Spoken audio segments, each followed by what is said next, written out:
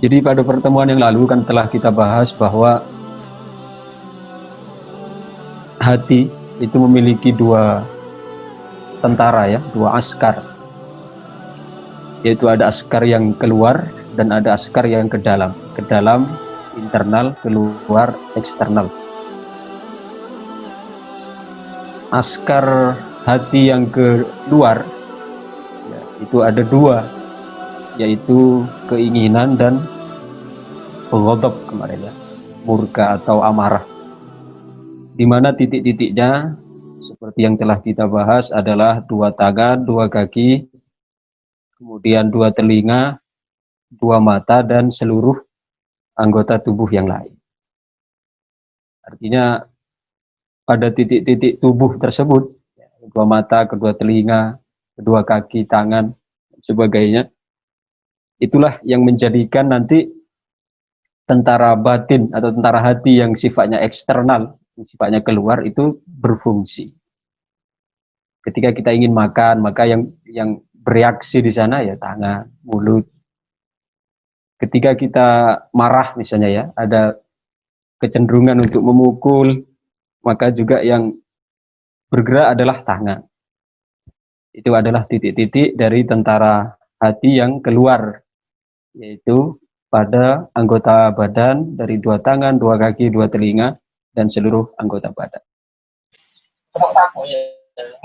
Sedangkan tentara hati yang sifatnya internal, yang ke dalam, yang sifatnya batin, tempatnya adalah apa kemarin, famanaziluhu ad-dimag.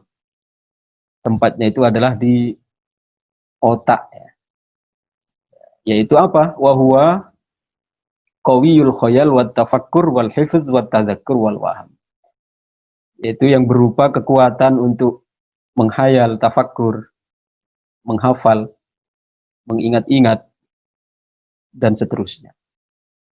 Dan masing-masing dari kekuatan ini, maksudnya kekuatan askar hati baik yang sifatnya internal maupun eksternal, itu masing-masing memiliki amalun khos, memiliki pekerjaan masing-masing, memiliki fungsi masing-masing, yang mana kekuatan atau power dari kehidupan manusia, baik kehidupan fisik atau metafisik, itu juga sangat ditentukan oleh kekuatan power yang dua ini, baik yang tentara keluar maupun yang ke dalam. Oleh karena itu, Al-Imam Al-Ghazali kemarin menyebutkan wa jumlatu hadainil askaro ini fil qalbi wa huwa amiruhuma. Karena kekuatan itu semua, ya, baik yang tentara yang keluar, yang berupa keinginan dan ghadab, yang titik-titiknya tadi pada anggota badan, maupun yang ke dalam, yaitu yang kekuatan menghayal, menghafal, dan sebagainya, yang kekuatannya pada otak, ya. Itu semua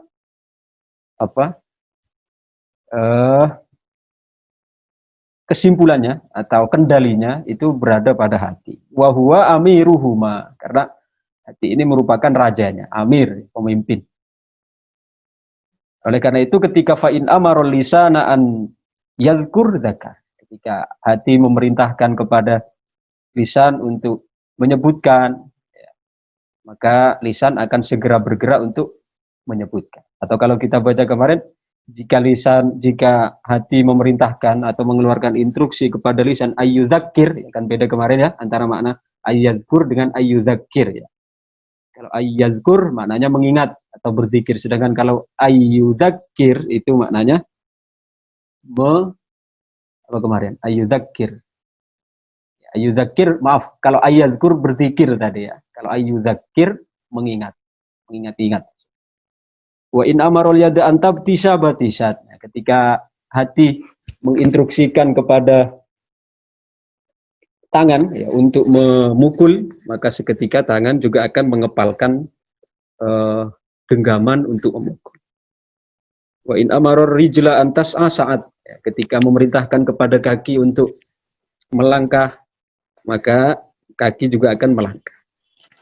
Ya, demikian juga anggota tubuh yang lain. Ketika kita mau makan, maka otomatis kita akan menggerakkan lisan menggerakkan tangan untuk mengambil nasi, menyendok nasi, mengambil lauk dan sebagainya. Itu kan mengikuti instruksi ya, instruksi dari dalam batin.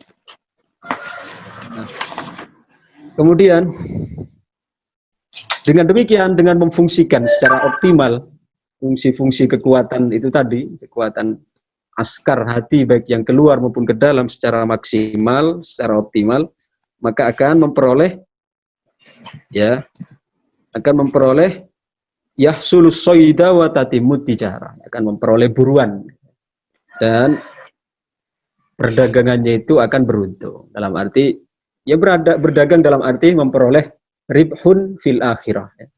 Memperoleh keuntungan di akhirat nanti. Wa yajma'u badras sa'adah, dan juga bisa menghimpun badras sa'adah, benih-benih kebahagiaan. Badrun itu artinya benih, benih-benih kebahagiaan.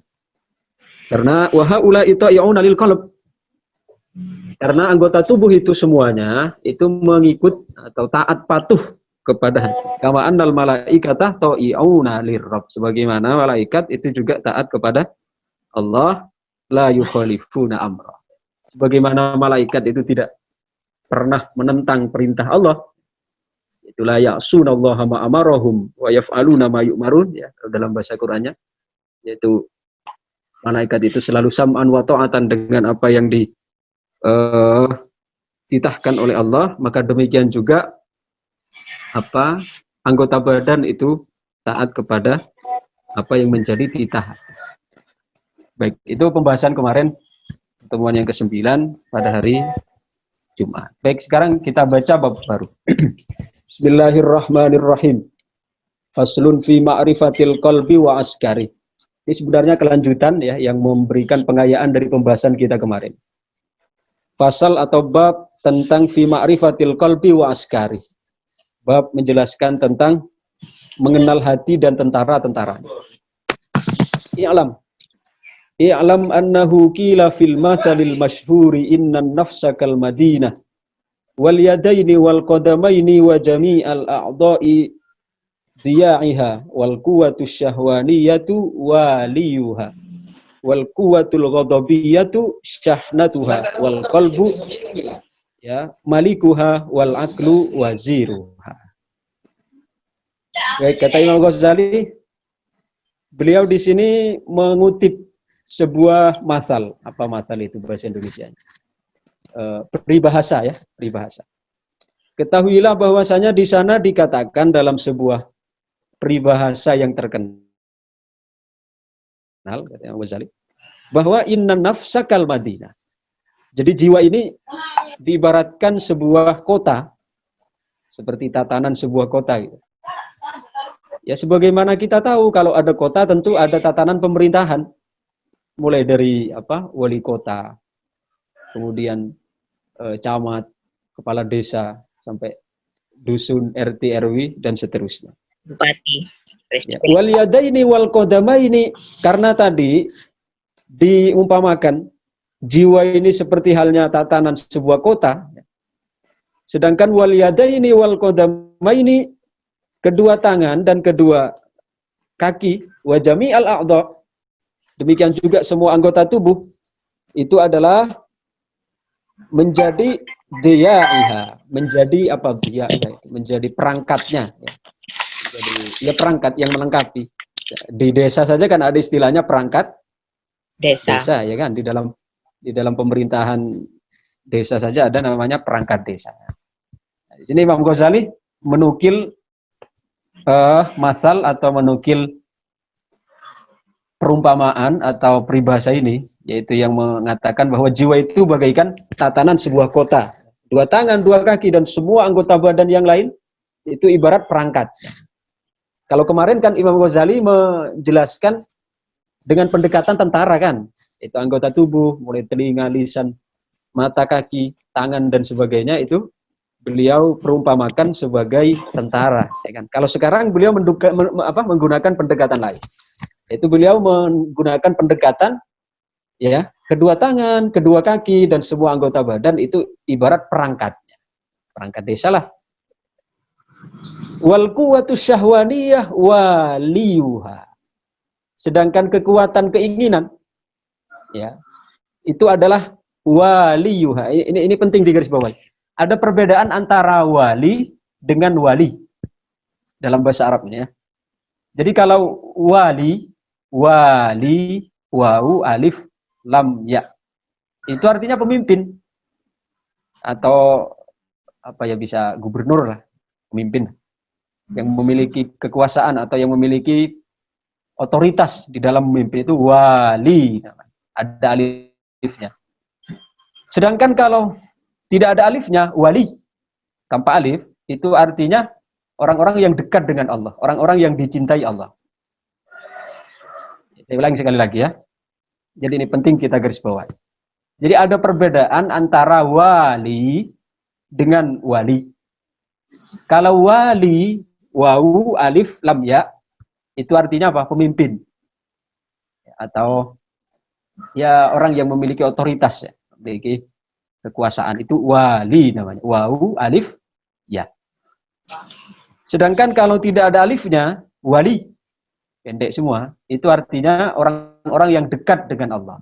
Orang-orang yang dicintai oleh Allah. Ini namanya wali. Wali. Bisa dipahami ya? Ini Bisa. perbedaannya antara wali dengan wali. Nah, kembali lagi. Wal quwwatus syahwaniyah waliyuha. Ini yang panjang ini. Sedangkan kekuatan keinginan syahwaniyah, kekuatan syahwat, kekuatan keinginan, itu adalah menjadi waliyuha. Nah, yang memerintah, yang memiliki otoritas nanti untuk berkuasa. Sedangkan wal quwwatul ghadabiyah syahnatuha. Sedangkan kekuatan ghadabiyah itu kekuatan untuk marah, kekuatan murka, kekuatan angkara, itu namanya quwwatul ghadabiyah. Ya, itu adalah sebagai syahnatuha, sebagai pembantunya, yakni khadimuha, ya, syahnah, yakni khadim, yang membantu, yang ikut serta di dalam melancarkan aktivitas dari kekuatan-kekuatan itu. Sedangkan wal qalbu malikuha.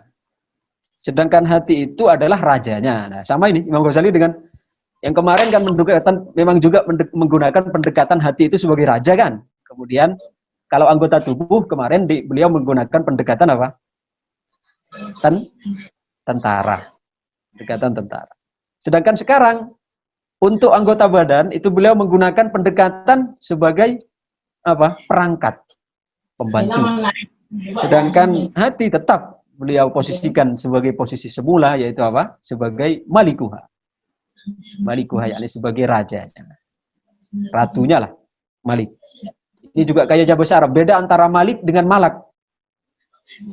Coba bahasa Arab ini kayaknya di sini ada malikun, milkun, kemudian malakun, beda semua ini artinya. Makanya kalau apa?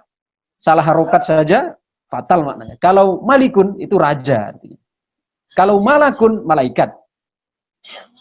Ya, sedangkan apa lagi? Kalau milkun kepemilikan. Ini kayaknya bahasa Arab ini. Beda satu syakal atau beda satu harokat saja sudah merubah arti. Jadi kalau milkun itu kepemilikan, ya.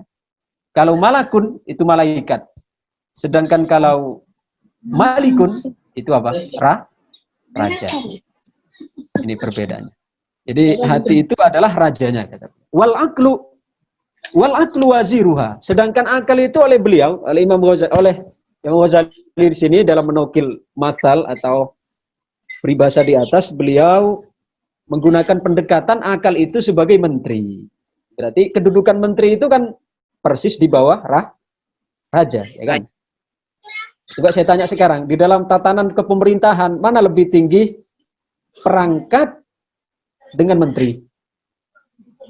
Menteri. Tinggian menteri. Ya, kita perangkat desa misalnya. Itu masih lebih tinggi menteri agama, menteri pendidikan, menteri perhutanan, menteri kepemudaan, olahraga dan sebagainya. Jadi kedudukan menteri itu di bawah raja atau di bawah presiden. Nah, akal oleh Imam Al-Ghazali di sini menukil masal tadi atau menukil peribahasa tadi, beliau perumpamakan sebagai wazirnya, itu menterinya.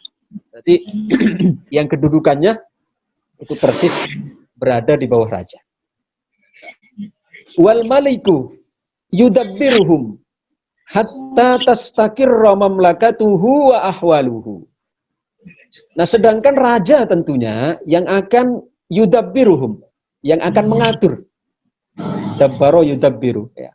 Yang akan mengatur sehingga hatta tastakirra mamlakatuhu wa ahwaluhu. Sehingga kondisi tatanan sebuah kerajaan itu bisa kondusif, itu tentu yang menentukan nanti adalah yang mengatur siapanya.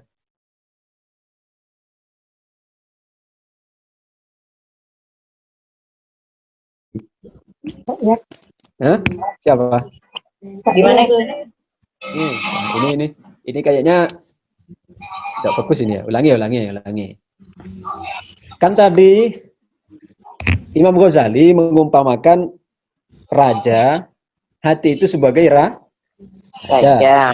Oke. Sedangkan akal itu adalah menteri. Ya, jajaran kementerian. Sedangkan anggota tubuh yang lain itu adalah perangkat. Nah, sekarang yang mengendalikan atau yang mengatur tatanan sebuah kerajaan, tatanan sebuah kota, agar keadaan kota itu stabil, agar kerajaan itu bisa normal, bisa sesuai berjalan optimal, itu siapa? Pemegang kekuasaan tertinggi yang paling berpengaruh di situ siapa? Hati. Raja. Iya, raja. Ini maksudnya kata beliau, wal maliku yudabbiruhum hatta tastakirra mamlakatuhu wa ahwalu. Ya, maka rajalah yang akan mengatur ya sehingga kerajaan, tatanan kerajaan itu bisa kondusif hatta tastakirra, yakni bisa stabil lah. Wa mamlakatuhu wa ahwalu, sehingga keadaan kerajaan bisa stabil, aman, kondusif dan sebagainya.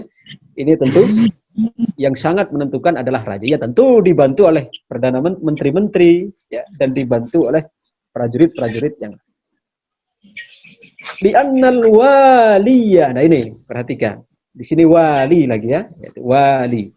Li'annal waliya wa huwa syahwatu kadzabun fuduliyun mukhallatun. Karena yang namanya keinginan itu adalah selalu kadzabun. Kadzabun itu mubalaghah dari kadzib. Ya, kalau kadzib itu hanya pembohong, tapi kalau kadzab itu banyak pembohong. Kadzab. Maka nabi palsu yang terkenal itu Musailamah, gelarnya apa? Al-Kadzab. Al-Kadzab. Bukan hanya Al-Kadzib. Kalau Al-Kadzib hanya ya mungkin hanya bohong sekali dua kali, tapi kalau Al-Kadzab berarti bohong itu sudah menjadi langganan. Itu namanya sigat mubalak. Fuduli ini sesuatu yang apa ya?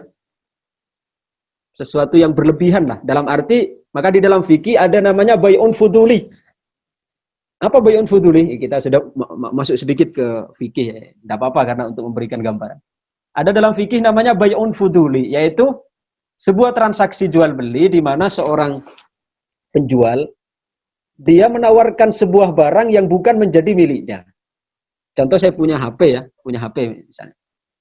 Tapi HP yang saya tawarkan ke orang lain itu adalah sebenarnya bukan milik saya, tapi milik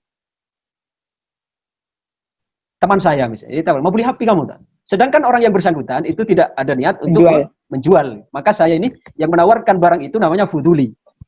Itu karena sebenarnya saya tidak punya kuasa untuk menjual barang yang bukan menjadi hak saya. Itu fuduli namanya. Nah, demikian juga keinginan. Ya, keinginan di sini selalu sifatnya dia ilusi dan fuduli, mukhallat. Fuduli tadi ya selalu berlebihan lah. Mukhallatun ya ini selalu apa? Mukhallat itu bercampur aduk. Wasyahna. Sedangkan pembantu sudah apa tadi ghadab. Wa huwal ghadabu syarirun kitalun kharrab. Sedangkan pembantu dari kekuatan syahwadiyah, yaitu kekuatan ghadabiyah, itu adalah syarir. Dia amat syarir itu apa ya? Amat jahat. Sangat jahat sekali. Syarir. Qitalun, pembunuh. Ya, kharab. Apa kharab itu? Kalau di Mesir itu ya, yang ada di Mesir itu kan ada biasanya orang Mesir bilang yakhrib betak, ya, ada gitu ya. Yakhrib betak itu istilah-istilah sumpah serapahnya orang-orang Mesir biasanya. Artinya rusak ya, atau terbakar. Dalam arti ghadab itu sifatnya di samping syarir jahat, kita pembunuh, kharab perusak. Itu maksudnya. Fa in tarakahumul maliku, maka apabila sang raja, yaitu ya di sini hati, membiarkan alamahum alaihi, membiarkan kondisi itu dipegang kendalinya oleh mereka, yaitu siapa tadi? Kekuatan syahwaniyah dan kekuatan ghadabiyah, maka halakatil madinatu wa kharaba. Maka niscaya kotanya akan hancur. Kotanya itu akan berantakan kalau sang raja di sini tidak segera ambil sikap untuk mengendalikan tentara-tentara itu. Ya, karena yang namanya ghadab dengan kekuatan ghadabiyah dan syahwaniyah ini seringkali mengadakan pemberontakan lah. Mengadakan pemberontakan. Maka kalau tidak segera ditumpas pemberontakan ini, yaitu raja tidak segera mengambil tindakan, maka niscaya akan merusak tatanan kerajaan ini. Fayajibu, maka hendaklah, maka wajib ayusyawirul malikul wazira. Maka dalam menghadapi para pemberontak itu tadi, yaitu kekuatan ghadabiyah dan kekuatan syahwaniyah, raja harus bermusyawarah ayyusyawira al-malikul wazira. Fayajibu ayyusyawirul malikul wazira. Maka mestilah raja itu bermusyawarah dengan perdana menterinya. Artinya ibarat sebuah kerajaan ketika terjadi sebuah pemberontakan misalnya. Tentu raja ini perlu segera ambil tindakan, yaitu apa? Raja juga tidak bisa bertindak sendiri. Tapi dia kumpulkan dulu perdana menterinya, minta pendapatnya dan sebagainya. Ya. Sama seperti ini kisahnya siapa itu? Ratu Balkis ya, Ratu Balkis itu ya, dengan Nabi Sulaiman yang waktu Nabi Sulaiman mengirimkan surat mengajak untuk masuk Islam. Kemudian Balkis sebagai ratu, maka dia kemudian kan bermusyawarah dengan bawahan-bawahannya. Ya, sampai ada yang mengusulkan bagaimana kalau kita serang aja dulu. Kita ini kan orang-orang yang memiliki kekuatan. Yang memiliki kekuatan, memiliki power yang kuat, persenjataan, militer, kekuatan lengkap, komplit dan sebagainya. Tetapi Ratu Balkis kan tidak seceroboh itu dalam mengambil kebijakan. Tapi dia mengatakan apa? Seperti yang disebutkan dalam surat An-Naml ya, ayat 34 kalau tidak salah. Qalat innal muluka idza dakhalu qaryatan afsaduha wa ja'alu a'izzata ahliha azillah. Ya. Jadi ketika ditanyakan bermusyawarah dengan para perdana menterinya, para menterinya, ketika mereka mengusulkan, ayo kita perangi saja. Tapi Balkis, dia tidak tergesa-gesa seperti itu. Dia lalu mengatakan apa? Qalat innal muluka idza dakhalu qaryatan afsaduha wa ja'alu a'izzata ahliha adillah. Jadi kata Balkis, para raja itu ketika masuk ke dalam sebuah idza dakhalu qaryatan, ketika masuk sebuah kampung, maksudnya kampung di sini kota sebenarnya, qaryah tapi bermakna Madinah, kota. Ketika raja-raja mereka memasuki sebuah kota, idza dakhalu qaryatan afsaduha, maka akan menghancurkan tatanan itu. Terus lanjutannya apa kata Balkis? Wa ja'alu a'izzata ahliha adillah. Dan di samping akan merusak tatanan di dalam kota itu, raja-raja yang datang itu tentu akan wa ja'alu akan menjadikan a'izzata ahliha, orang-orang yang mulia di dalamnya azillatan, menjadi orang-orang yang hina. Nah, artinya ketika dalam sebuah kota, sebuah negara itu kan tidak bisa dipimpin oleh dua raja kan. Pasti harus bertarung dulu. Artinya dalam sebuah kota, tatanan sebuah kota itu hanya cukup dipimpin oleh satu pemimpin saja. Ya, seperti Indonesia saja. harus dipimpin satu pemimpin, satu presiden. Kalau presidennya ada dua lah ya ribet nanti. Bingung rakyat. Ya sama dalam kerajaan dalam alam semesta ini hanya ada satu Allah, hanya ada Allah gitu maksudnya. Sebagai zat Tuhan yang layak atau yang hak untuk disembah.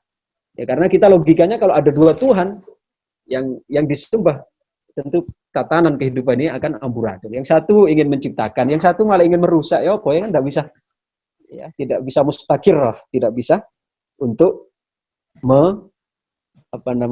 tentram atau tenang ataupun kondusif.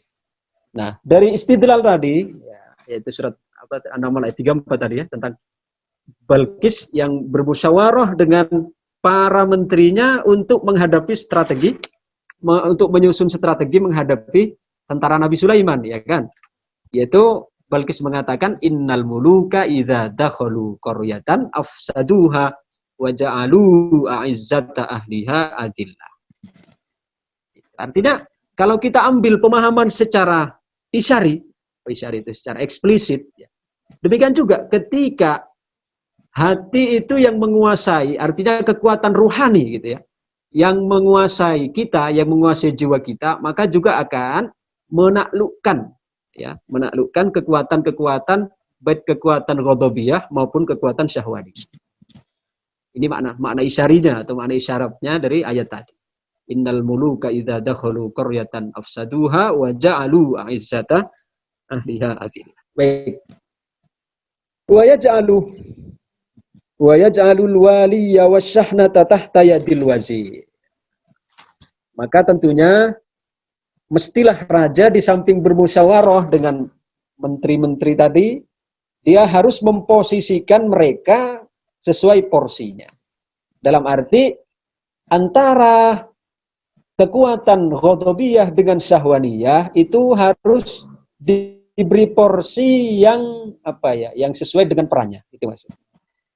Ya, setelah musyawarah dengan akal, kemudian akal itu kan apa tadi? Ibaratnya menteri kan? Bermenteri. Jadi nanti yang memutuskan atau yang memberikan posisi adalah setelah musyawarah antara akal dengan hati.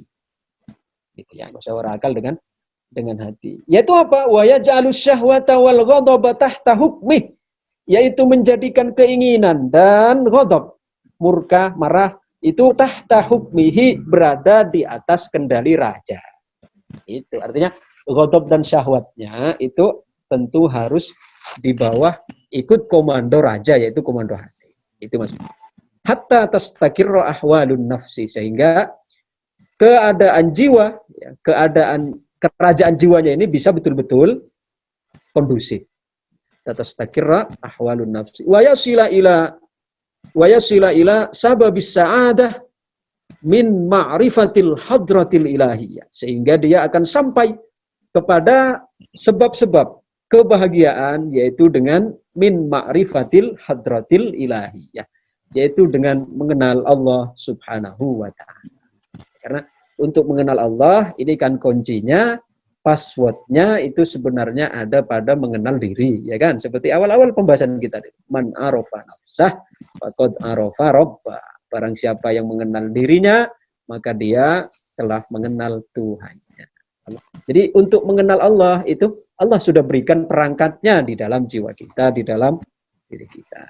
Bahkan ada ayat yang pernah saya sampaikan, ada ayat ulwi, ada ayat sufli kan. Ayat ulwi itu yang sifatnya alam malakut, yaitu alam malakut itu yang planet-planet atau alam malaikat, surga, neraka dan sebagainya yang tidak tampak oleh kasat mata, itu namanya alam malakut. Kemudian ada namanya alam sufli. Alam sufli itu ya yang nampak oleh kita atau yang disebut juga alam muluk namanya. Ya laut, jalan, gunung-gunung, ya, pasar, kemudian ya semua yang bisa kita lihat, yang bisa kita saksikan, ini namanya alam muluk. Nah, maka untuk mengetahui keagungan Allah, ini sebenarnya telah Allah berikan dua, yaitu untuk melihat tanda-tanda kekuasaan Allah di alam muluk, ya, yaitu di dunia ini yang nampak oleh mata kita, yang nampak, yang bisa didengar oleh telinga dan sebagainya, juga diberikan tanda-tanda di alam malakut. Oleh karena itu sanurihim ayatina fil afaki, ya kan, wa fi anfusihim. hatta yatabayyana lahum annahul. Jadi telah kami tunjukkan, kata Allah, tanda-tanda kekuasaan kami fil afaq pertama, di jagat raya. Berarti ini alam afaq, ini masuk alam malakut, tadi penjelasan saya ya. Kemudian wa fi anfusihim, di dalam dirimu. Nah, ini di dalam dirimu ini banyak sekali Allah memberikan pelajaran kepada kita melalui di dalam jiwa kita. Contoh saja. Yang namanya kebenaran mutlak itu kan hanya milik Allah. Kebenaran absolut itu hanya milik Allah. Kalau kebenaran manusia itu kan sifatnya itu adalah berubah-ubah. Apalagi ilmu-ilmu yang berkaitan dengan sains empiris, ya kan, itu sangat terbatas dengan dengan kurun waktu tertentu dan sebagainya. Ya, salah satu contoh saja ini seperti 5 itu hasil dari apa? 5 itu bisa 4 tambah 4 tambah 1 5. Juga bisa hasil dari 3 tambah 2 juga 5. Ya. Juga bisa 6 kurang 1 juga 5. Jadi sama, 4 tambah 1 5, 3 tambah 2 5, kemudian 1 tambah 4 5, 6 kurang 1 5, ya. 10 kurang 5 5 gitu. Artinya untuk sampai kepada natijah atau hasil 5 itu banyak jalan gitu. Itu. Ini menunjukkan bahwa kebenaran yang absolut itu sebenarnya hanya milik Allah. Hanya milik Allah. Ya. Kalau kebenaran makhluk itu relatif, sesuai dengan keadaan, sesuai dengan teori yang dipakai. Karena terkait dengan alam empiris ini. Sedangkan ya alam di balik alam syahadah, yaitu yang disebut juga dengan alam malakut, ya, itu tidak terikat dengan hukum alam empiris ini. Oleh karena itu, Allah sudah memberikan banyak hal sebenarnya di alam semesta ini yang memberikan tanda-tanda kekuasaannya kepada kita. Salah satu contoh lagi nih. Ketika coba kita ini, apa istilahnya ini biasanya kalau kita mau main ini, apa namanya ini? Pink suit.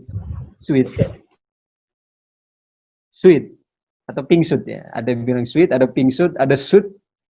Apalah bahasa desanya masing-masing. Nah, coba mana di sini kebenaran mutlak di sini? Ketika ini merasa menang, ini kan merasa menang dengan kelingking kan? Ini kan. Tetapi ketika ini merasa menang dengan kelingking, jangan lupa ini kalah dengan ini, dengan jempol. Oke. Setelah jempol merasa menang dengan ini, dengan jari dengan penunjuk, jangan lupa ya, juga ternyata ini juga masih kalah. Nah, artinya di sini kita ingin menyampaikan satu pesan bahwa kalau kebenaran manusia, teori manusia itu sangat relatif. Sangat relatif. Beda dengan kebenaran mutlak yang dimiliki oleh Allah Subhanahu wa taala, karena itu adalah kebenaran yang sifatnya absolut. Satu contoh lagi nih, ya, untuk memudahkan pemahaman sebenarnya. Ketika kita menunjuk orang, misalnya kita mencaci maki orang. Kita mencaci maki, kan kita sering menunjuk gini kan? Ya kan? Kamu begini misalnya kan? Kita sambil nunjuk-nunjuk nih. Ini. Tapi ingat, satu yang kita gunakan untuk nunjuk si dia misalnya, tapi yang 4 nunjuk kemana? Coba. Kita pikirkan ini. Nunjuk kemana yang 4 ini? Ke kita. Nah, ya kan, yang 4 ini nunjuk ke kita sebenarnya. Loh, coba ini. Ini sebenarnya ayat-ayat kauniyah yang Allah sediakan di alam semesta ini. Masuk dalam ayat kauniyah namanya. Yang juga perlu untuk kita pelajari makna-makna di dalamnya. Maka kembali lagi ke tadi bahwa kekuatan, baik itu kekuatan syahwadiyah maupun ghadabiyah, supaya kondusif kerajaan tatanan hati ini, maka tentu harus ditundukkan kepada komando hati, sehingga dia akan sampai kepada wayasila ila sababis sa'adah. Dia akan sampai kepada sebab-sebab yang menghantarkan kebahagiaan, yaitu apa? Mima'rifatil hadratil ilahiyah, yaitu dengan mengenal Allah Subhanahu wa ta'ala dengan perangkat yang telah Allah berikan itu tadi yang telah saya sebutkan.